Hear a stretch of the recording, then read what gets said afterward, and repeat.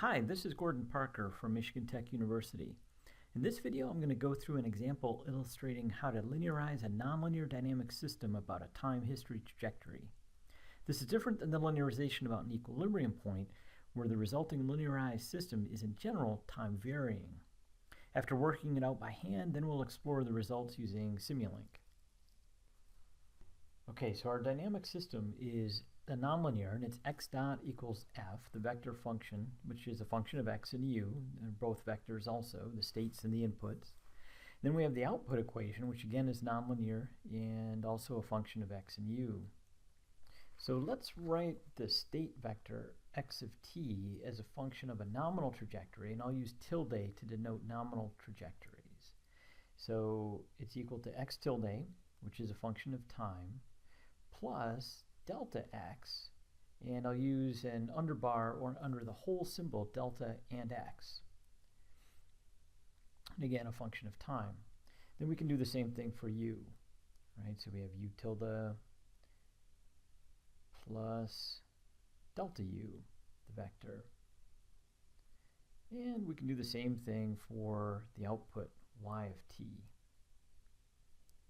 And what we're after with this linearization problem are differential equations in terms of delta x and driven by the input delta u with outputs delta y. Now, our nominal trajectory also has to satisfy the nonlinear equation f. So that is x tilde dot has to equal f evaluated at x tilde u tilde.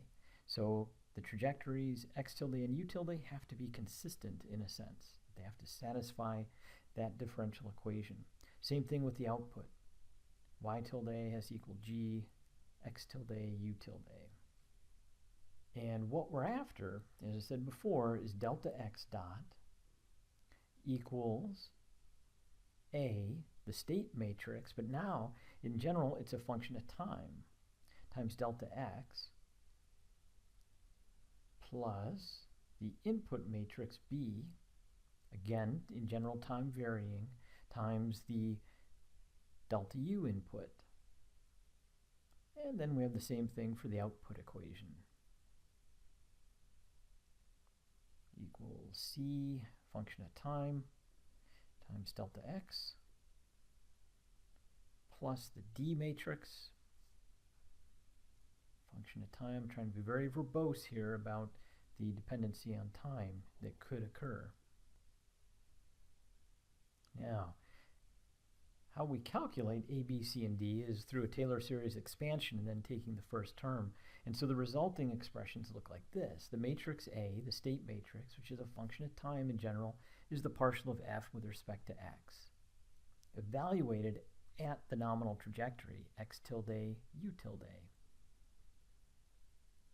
And then we have the similar thing for the input matrix B, but now it's partial of f with respect to u, evaluated at the nominal trajectories of x tilde, u tilde. And then C and D are very similar, except now they're partials of g with respect to x and partial of g with respect to u.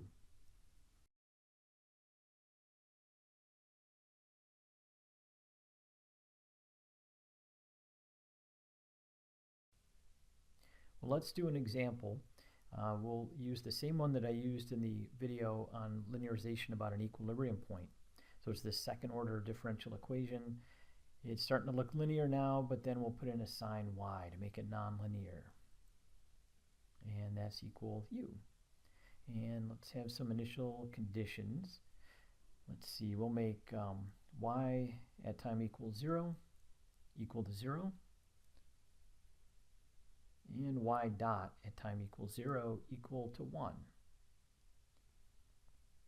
Now y tilde will postulate as being 1 minus e to the negative t. And that looks like roughly like this. So a nice jump up to a steady final value. Now keep in mind that y tilde 0, y tilde dot 0, all of these quantities have to be consistent.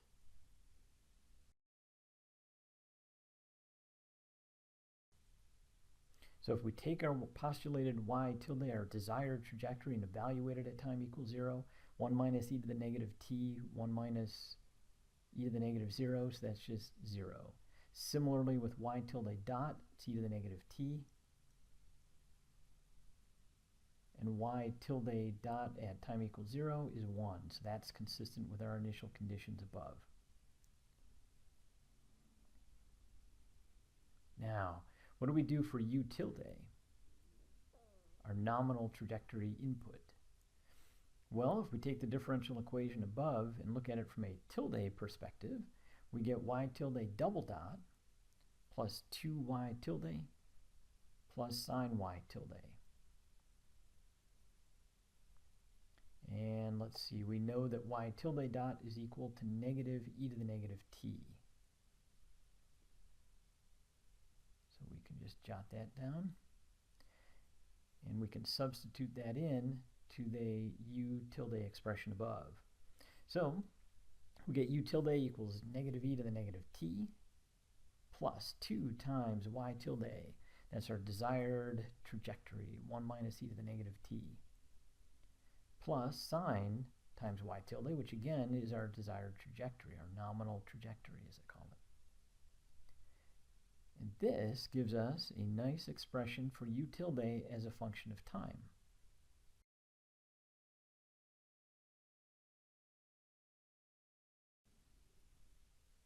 So let's check this with Simulink.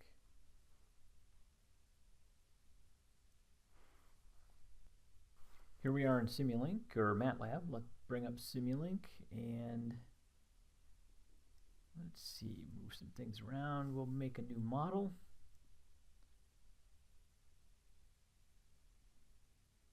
And let's start with the nonlinear system, because that's all we have.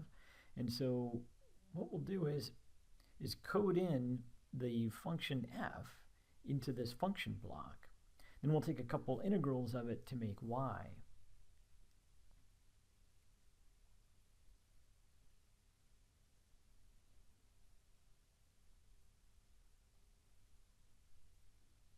Here's one integral. So what's going in, that red line that's going in, well, now it's a black line, is y double dot. And then we take one integral that gives us y dot, and another integral gives us y. So I'll denote that as y prime, double prime, y double prime. And then here's y prime. Make a little bit of room. And this output is y.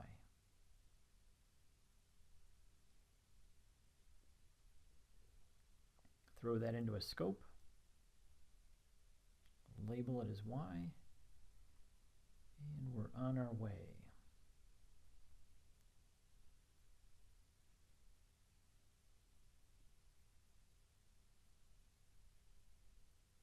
Now, the input to that function f is both x and u, or in this case, y and u.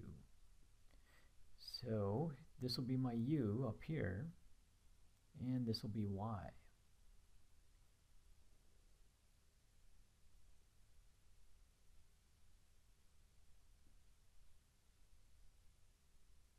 I'll bring this back. Now I have y coming in. Stretch it out a little bit.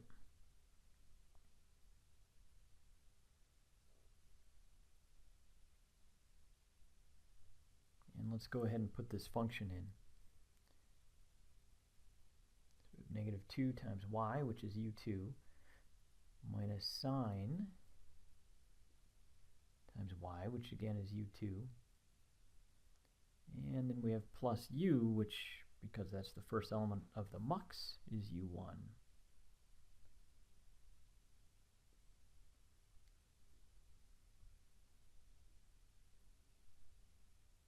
Let's move this around because we have to squeeze in that u tilde into u. So I'll grab another function block, hook it up here,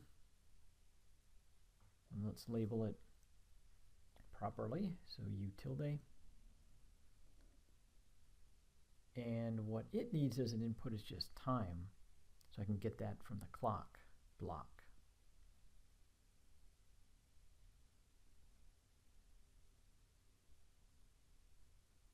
Now I have to put in that big expression for u tilde. So that was 2 minus 3 e to the negative t, and t is the first input, so that's u1. And then we had plus sine times the with an argument that is the quantity 1 minus e to the negative t.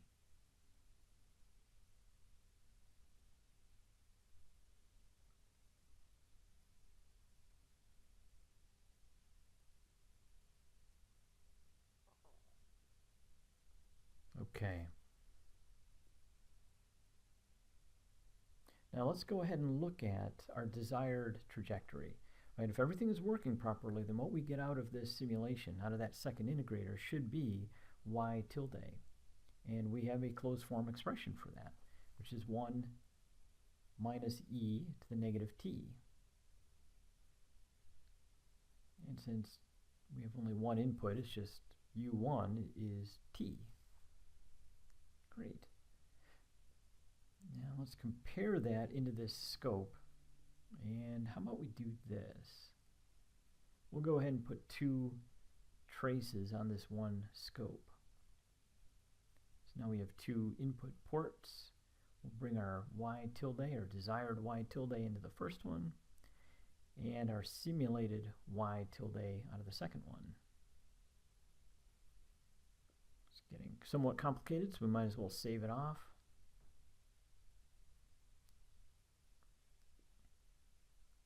And we have to set up the solver. So fixed time step is always kind of a good place to start. It's a second order method, and simulating it at 100 Hertz ought to be more than fast enough. So we run it. Now these two trajectories are not the same, so that means that there's something wrong. The top one is our desired y tilde, and the bottom one is the simulated one. So let's take a look at the initial conditions. Remember, our initial condition for y dot is 1, so let's put that in. We left that off. By default, the initial conditions on the integrators are 0. But still there's a problem. So now what we should do is double check some of these blocks that we had to type in, all these expressions of time and y, etc. Let's look at this one.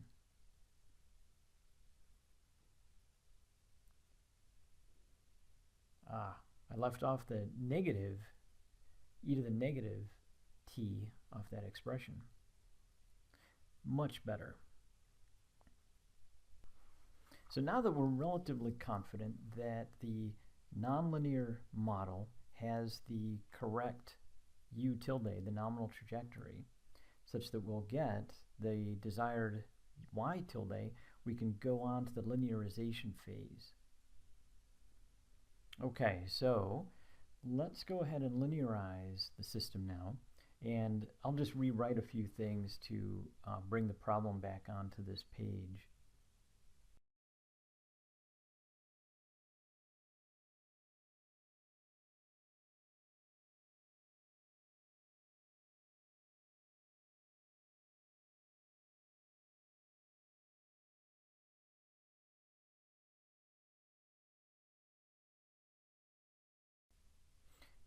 Now let's create some states. We'll define x1 is equal to y, and x2 is y dot.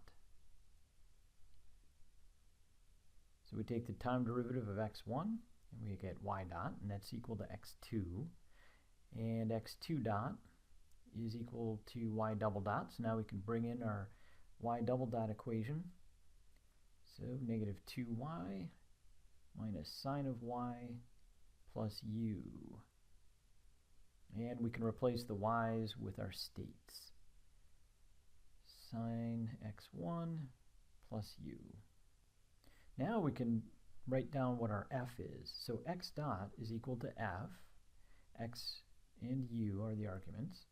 And from the above expression, we see that that is negative 2x1 minus sine x1 plus u down here, the second element, and x2 there. And we can also write down our output equation and our, in general, nonlinear function g, but in this case it's quite a linear function. And it's only a function of x in this case, and that's just x1. Now with this definition of x tilde, that is, it's y tilde and y tilde dot, we can write down x tilde as a function of time. 1 minus e to the negative t, that's what we postulated, or that's what we said we wanted. And what came along for the ride is e to the negative t. And now the linearization begins. So our state matrix A is the partial of f with respect to x. And then we evaluate that at x tilde, u tilde. So we get a 2 by 2 matrix. Now the upper element, the 1, 1 element, is the partial of f1 with respect to x1. And so that's just 0. Then we have the partial of f1 with respect to x2, and that's 1. Partial of f2 with respect to x1. So we get some good stuff there, minus cosine x1 tilde, and then 0 for the partial of f2 with respect to x2. And we can write out the details. Minus 2, let's see, a cosine times the quantity, or 1 minus e to the negative t, not times the quantity, but it's operating on that quantity. And there we go. So let me rewrite a few things here just so I have them at the top of this page. Here's our function f, and I'll write down g and x tilde and u tilde.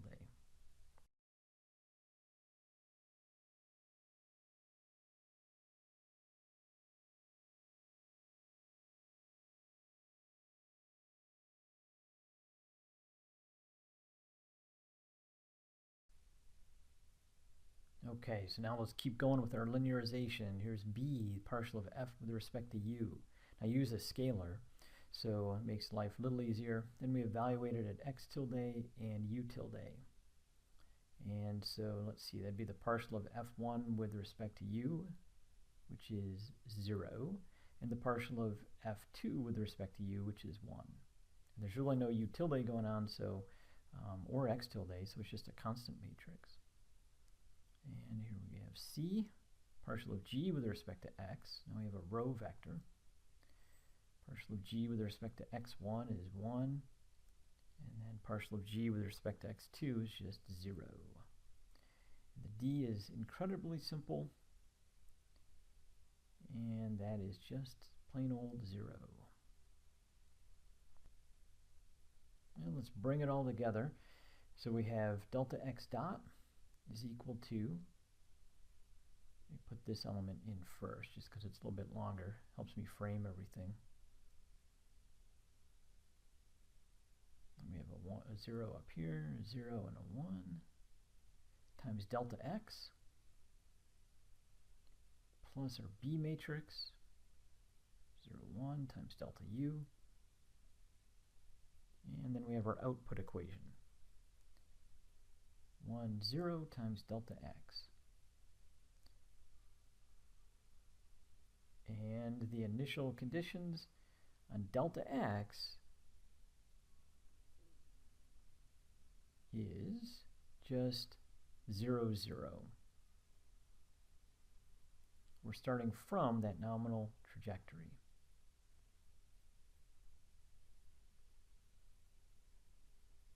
Now we're going to take a look at this in Simulink, and we're going to use the same approach to simulating this, or a similar approach as we used for the nonlinear system, because we have this time-varying A matrix. So let's go from our state space representation back to a delta y representation. So we start off with just recalling that delta x dot is equal to delta x2. And so let's see, we also have delta x2 is equal to negative 2 minus cosine, this is our time varying bit here, 1 minus e to the negative t quantity times delta x1 plus delta u. Now we need to put this into a delta y form. And so our output equation, delta y, tells us that it is equal to delta x1. And if we differentiate both sides of that, we get delta y dot is equal to delta x1 dot. And differentiate that stinker again, and we get delta y double dot is equal to delta x1 double dot. And that's equal, of course, to delta x2 dot, which we can now write down. That's the, let's see, negative 2 minus cosine operating on 1 minus e to the negative t. Quantity times delta y plus delta u. And it's this thing with the two integrators and all that stuff that we did just a few minutes ago that we're going to put into Simulink.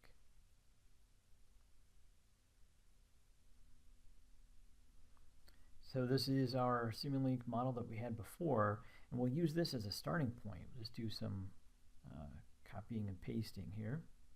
So I have to make it smaller. It's a little harder to see, but can't be helped. And we'll just right-click, select everything, and then right-click and drag to make a copy of it. Boom. It's nice and easy.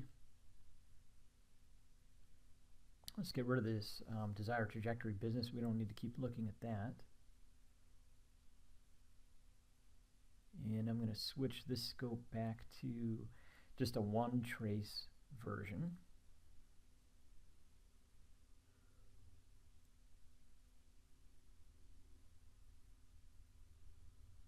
And I'm going to leave this as our nonlinear model, and then we'll make another linear one below it.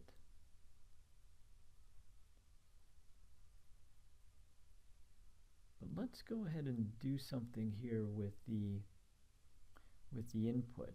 We know that this input will give us the nominal trajectory, the desired trajectory.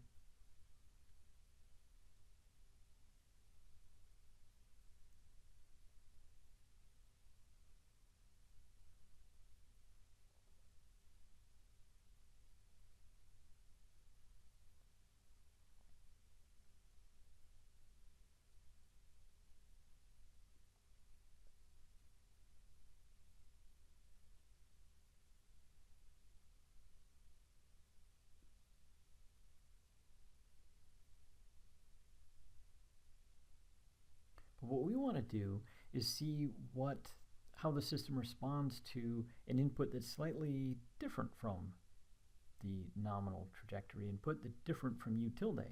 So what we'll do is we'll add to u tilde another small input. That'll be our delta u. So we'll just bring in a little summation block.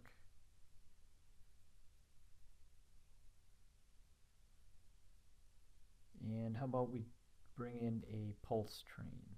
So let's see, the pulse generator will do it. And we should make the amplitude relatively small. And relative to what? Well, it should be relative to u tilde. We haven't really looked at u tilde, but I'm going to take a stab at it and say that that this amplitude is probably pretty small. Period at 2, 50% duty cycle.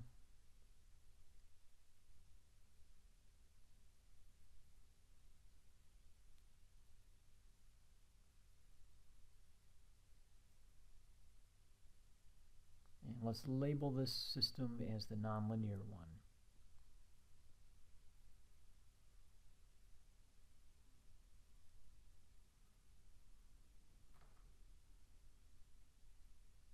Run it, and here's what we get.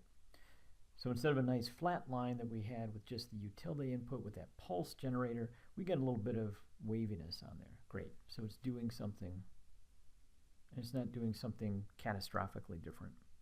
So let's select, right-click, drop, drag and drop. Gives us a copy, and now we'll make our linearized version.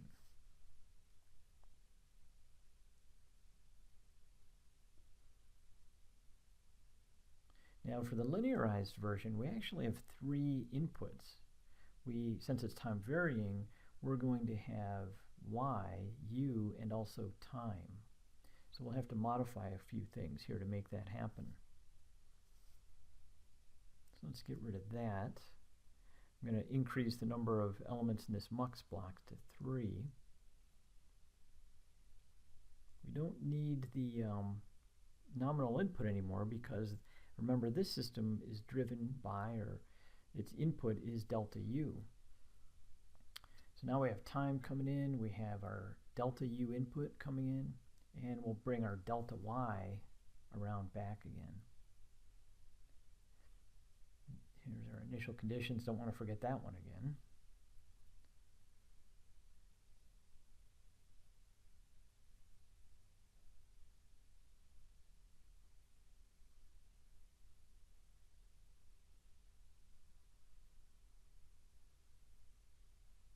And I'll label these as capital D for delta. So dy here.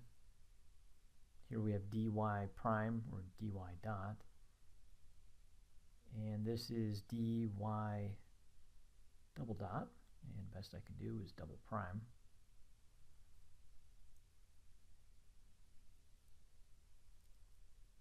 And here,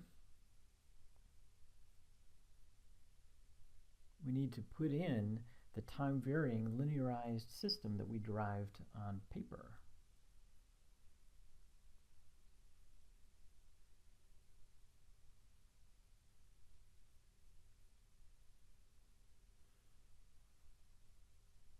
So we had this quantity times y,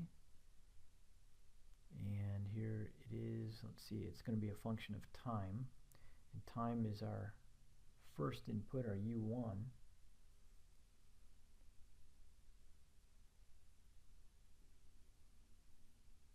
And there we go. Great. Let's just fix up some of these labels. It's our du. As we'll fix this one up also. I have to give it a different name. Otherwise we'll get a Simulink complaint. Run it. Boom. Let's see what we get. A very nice little baby delta y. See, it's a baby delta y because that's all it is. It's delta y. So to compare that to the nonlinear system, what we need to do is add to that delta y the desired nominal trajectory that we had, the 1 minus e to the negative t. And we have that up here, so I'll just drag that around and sum it with the delta y, the dy that we just created. Move this over.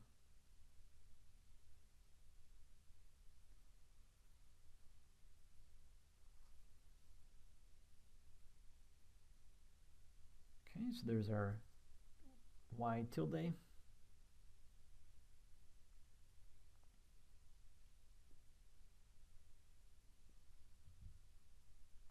And here's our delta y. So the sum of those two things, of course, is y.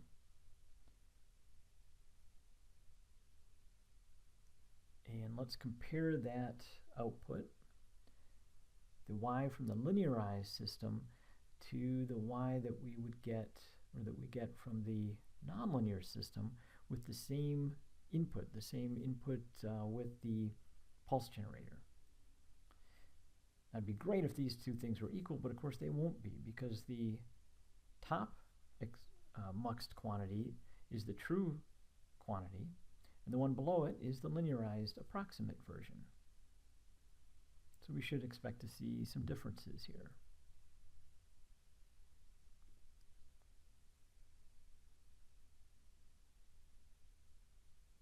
They're very close, that's good. If we zoom in a bit, we should see some differences. And we do. Now if we increase the amplitude of that pulse generator, we would see more and more differences. So to summarize, we started with the equations that allow you to linearize a nonlinear dynamic system about a time history trajectory. Now that was followed by this second order example where we specified the desired trajectory, y tilde, in time, and then computed the nominal input, u tilde, that would achieve it. And of course, this was followed by creation of the linearized time-varying system that we then played around with in Simulink. So again, this is Gordon Parker from Michigan Tech University, and thanks for watching.